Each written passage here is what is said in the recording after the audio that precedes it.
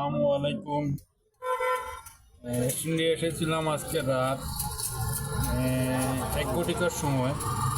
আসার পর থেকে এখনো কোনো টিপ মারি নাই, কোনো নাই, গাড়ি ঘোড়া নাই। আজকের ইনকামটা, মালিকের ইনকামটা কীভাবে দেব নিজে চিন্তা করে রাস্তায় কোনো কাজ করতেছি না, বুঝছেন। এই দেখেন হুমায়ুন রশিদ চত্বরের অবস্থা। এই আসতেছেন আমাদের ড্রাইভার আক্তার এবং আমাদের নাজমুল হুদা।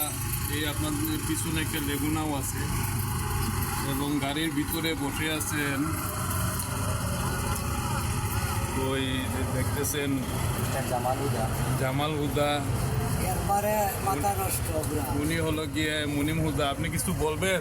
ও ভাই বলবো ভাই, বাজারের যে অবস্থা একবারে ড্রাইভার একবারে সবাই আছে ভাই, জেনতো তাকিয়াও নাই, বলা অবস্থা ভাই। ভগবান চত্বরের মাঝে একজনের মাথা ঘুরা, আমার নিজেরও মাথা ঘুরার কাজ করি ভাই গো, ও ভাই গো।